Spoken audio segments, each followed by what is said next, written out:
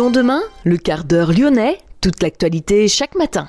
Parce que Lyon demain se dessine aujourd'hui, voici l'essentiel de l'actualité en ce mercredi, nous sommes le 15 décembre. Les 4 groupes d'opposition ont quitté hier l'hémicycle de la métropole. Ils ont refusé de prendre part au vote de désignation des 24 représentants du Grand Lyon qui siégeront à l'AOMTL, l'autorité organisatrice des mobilités des territoires lyonnais qui remplacera le Citral à partir du 1er janvier. Le dossier de la Guillotière à l'ordre du jour. Hier également au Conseil de la Métropole, un projet d'aménagement de la place Gabriel-Péri a été adopté, avec là aussi de nombreuses critiques. 3 syndicats de la SNCF appellent à la grève pour le premier week-end des vacances de Noël du 17 au 19 décembre. Le club de la presse de Lyon et de la région fêtait hier soir ses 45 ans et organisait un trophée de l'étudiant en journalisme. En 2021, à quoi sert un club de la presse? Pour y répondre, son président Jean-Pierre Vachet dans cette édition. Le CES de Las Vegas, le Consumer Electronic Show, la région Auvergne-Rhône-Alpes accompagnera 30 entreprises locales. Et puis nous parlons de foot féminin et du tirage au sort de la Coupe de France. Lyon demain, le quart d'heure lyonnais, toute l'actualité chaque matin. Gérald de Bouchon. Bonjour à tous, bienvenue dans ce quart d'heure lyonnais. Les 4 groupes d'opposition ont donc quitté hier l'hémicycle de la métropole. Ils ont refusé de prendre part au vote de désignation des 24 représentants du Grand Lyon qui siégeront à l'AOMTL. L'AOMTL, c'est l'autorité organisatrice des mobilités des territoires lyonnais, dont la création doit permettre d'être plus efficient que l'actuel Citral dans le développement des mobilités. L'opposition réclamait 7 sièges dans cette nouvelle entité et non 4 comme proposé par l'exécutif écologiste. Le nouvel établissement public rassemblera dès le 1er janvier 2022 13 collectivités et intercommunalités du Rhône, plus quelques communes de l'Ain et de la Loire. Pour l'instant, aucun candidat et donc aucun représentant de l'opposition dans la OMTL. Un nouveau vote sera possible l'an prochain pour permettre l'entrée de l'opposition.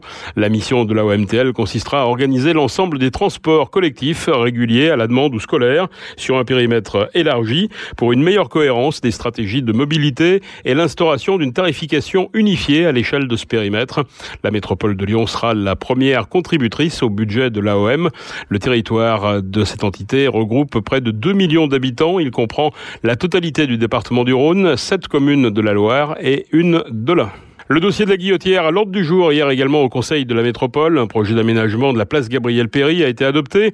Le projet s'articule en 3 volets: urbanisme, amélioration du cadre de vie avec plus de verre et la suppression de mobilier urbain gênant, des opérations de piétonisation rue Moncey sur la partie nord de la rue de Marseille ou encore la création d'itinéraires cyclables. Un projet à hauteur de 2,3 millions d'euros portant sur 2022-2026. Une réponse centrée sur la piétonisation et la végétalisation n'est pas au niveau de la problématique, a réagi pour sa part l'élu d'opposition Christophe Jourjon. Pour Catherine Panassier, progressiste et républicain, la métropole doit jouer le rôle de chef d'orchestre dans ce dossier, avec des moyens pour une transformation profonde du quartier.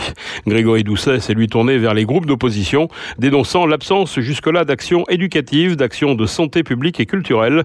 Le projet qui doit se construire sur ce territoire doit être établi depuis la place avec ses habitants, ses commerçants et ses usagers, a conclu le maire de Lyon.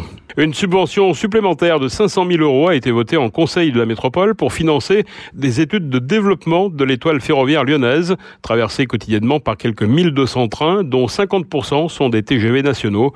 Objectif pour la Métropole, accélérer la transition écologique des mobilités. L'occasion enfin d'un appel du pied à la région, dont la coopération reste attendue pour le développement du TER à la lyonnaise et l'intégration tarifaire TER-TCL, permettant de simplifier les déplacements des usagers. Lyon demain, la radio lyonnaise a écouté partout dans le monde. 3 syndicats de la SNCF appellent à la grève pour le premier week-end des vacances de Noël. C'est donc dans quelques jours, du 17 au 19 décembre, sur l'axe sud-est, articulé autour de la ligne TGV Paris-Lyon-Marseille. L'ampleur de cet appel à la grève n'est pas encore mesurable. Les conducteurs ont jusqu'à ce soir pour déposer leur déclaration individuelle d'intention, soit au minimum 48 heures avant le début de la grève. Les syndicats appellent à la grève pour exiger des augmentations de salaire. Le syndicat CGT affirme que les cheminots ont perdu 30% de pouvoir d'achat depuis 1983, dont un tiers depuis 2014. La CGT explique également avoir refusé de signer un accord soumis par la direction de la SNCF le 17 novembre dernier. Dans quelques instants, avec notre invité Jean-Pierre Vachet, nous parlerons des 45 ans du Club de la presse de Lyon et de la région. Alors, pour les fêtes, on check. Cadeau, c'est fait. Tenue stylée, ok. Playlist au top. Et pour rentrer, si on a bu, on peut au choix désigner un SAM, rentrer en taxi, VTC, transport en commun, ou dormir sur place. Il y a une solution pour tout le monde. Une campagne des associations Prévention routière et Assurance Prévention. Lyon demain, idées en partage. Bonjour Jean-Pierre Vacher. Bonjour Gérald. Jean-Pierre Vacher, nouveau président du Club de la Presse. On vous a connu comme journaliste d'abord à Lyon-Figaro, ensuite assez longtemps du côté de TLM, et puis aujourd'hui Lyon Décideur, un magazine cette fois-ci print. Dans quelles circonstances est né le Club de la Presse en 1976, puisque ce club est né il y a 45 ans tout juste? Exactement. Alors il y avait une association qui existait qui s'appelle l'Association des journalistes de la presse lyonnaise, et jouait un rôle un peu d'aide, de mutualisation, de mutuelle aussi, en quelque sorte, je dirais, pour les journalistes dans la difficulté. Et puis il y a eu la volonté d'un certain nombre de journalistes de créer un club de la presse spécifique pour fédérer un peu tous les journalistes et de tous les médias, et être un lieu de réflexion, de débat, et qui travaille à la promotion de ce beau métier, magnifique métier de journaliste qu'on est tous heureux de faire. Alors justement, à quoi sert un club de la presse en 2021-2022 dans une grande ville comme Lyon? L'idée, c'est d'avoir un lieu où tous les journalistes puissent se retrouver, échanger, débattre. Je pense qu'il y a beaucoup de questionnements aussi par rapport à notre métier, au futur de notre métier, à l'heure de la montée en puissance des réseaux sociaux, des fake news et autres. Donc c'est bien d'avoir un lieu où on puisse se poser, réfléchir. Et c'est un peu le sens de ce club de la presse qui fédère vraiment tous les journalistes qui le souhaitent bien sûr et qui en sont adhérents. Mais au-delà de tous les médias, ils sont là en tant que journalistes et heureux de se retrouver et d'exister en tant que tel. Plus que jamais, la presse innove. Le club de la presse doit être aussi le moteur de cette innovation. Oui, tout à fait. Il a pu l'être il y a quelques années lorsqu'il a créé le concours des têtes chercheuses, qui a eu l'occasion de primer par exemple un nouveau média comme Médiacité, et qui aura l'occasion de redémarrer de nouvelles éditions des têtes chercheuses prochainement. Effectivement, il y a de nouvelles initiatives, de nouveaux médias qui se créent. Vous en êtes, Gérald Bouchon, un bel exemple aussi avec Lyon Demain. L'idée, c'est d'être un creuset et puis de pouvoir permettre encore une fois aux gens de se rencontrer, d'échanger, de débattre, de voir toutes les initiatives qui sont prises ici ou là et de les faire connaître. Il n'y a pas très longtemps, j'évoquais donc le Médiacité qui avait été primé par les têtes chercheuses. On a été heureux d'accueillir il y a quelques semaines l'association des amis de Médiacité lorsque Médiacité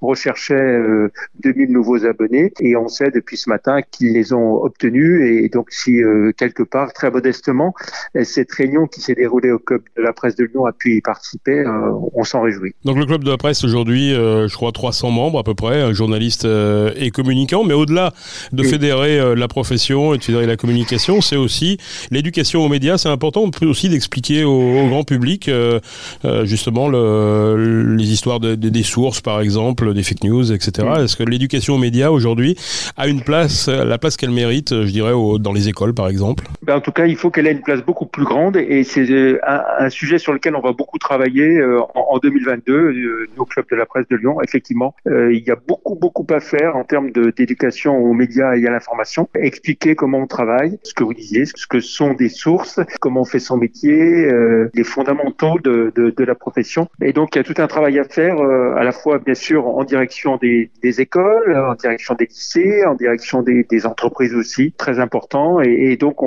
ça va être un des grands chantiers du Club de la Presse, avoir une action très importante et fédératrice sur ce sujet de l'éducation aux médias et à l'information, qui mobilisera de nombreux journalistes qui, je dirais, iront prêcher la bonne parole, et puis écouter aussi les questions, les questionnements des jeunes, des moins jeunes, des personnes qui travaillent en entreprise et qui ont envie de mieux connaître, et qui perçoivent bien qu'il y a un enjeu important de débat civilisé aussi. Il faut en sortir de cette violence qu'on voit dans certains meetings, de ces débats qui sont d'une violence absolument impensable.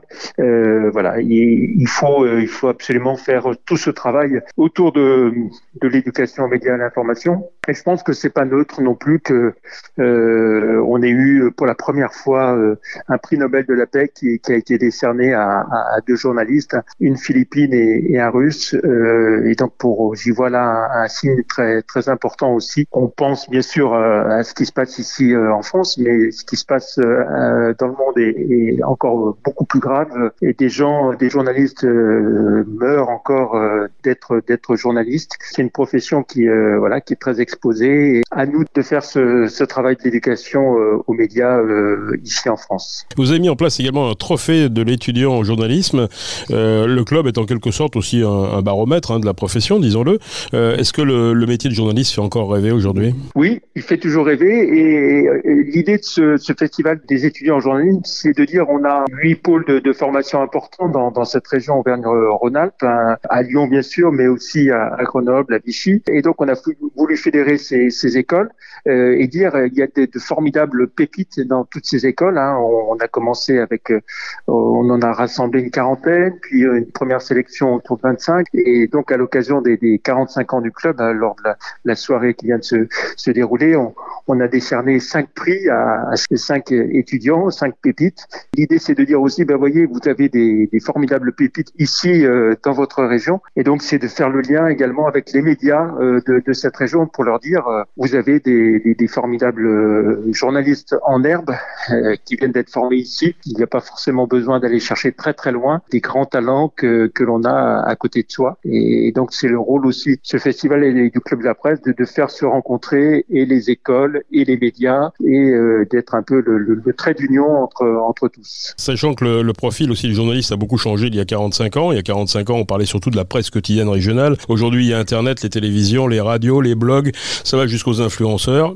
Où est la limite entre le journaliste et, je dirais, celui qui apporte de l'information mais qui n'est pas professionnel ? Il y a véritablement, oui, je dirais des fondamentaux de la profession, du métier de journaliste. Pour moi, un influenceur, c'est un influenceur et un journaliste, c'est un journaliste. Et donc, même s'il y a plusieurs types de médias, bien sûr. Il n'y a pas que la presse écrite, il y a les radios, il y a les télévisions locales, nationales, internationales. Et puis, il y a d'autres métiers de la communication, des métiers d'influence, de blogueurs ou autres. C'est des choses différentes. Merci Jean-Pierre Vachet, nouveau président du Club de la Presse de Lyon qui fête ses 45 ans donc cette année. Merci beaucoup. Et merci Gérald Bouchon. Lyon demain, un site internet, du son, de l'image, un média complet pour les Lyonnais qui font avancer la ville. Le Consumer Electronic Show, le CES de Las Vegas, plus important salon international consacré à l'innovation technologique, va se tenir en janvier. La région Auvergne-Rhône-Alpes accompagnera 30 entreprises locales.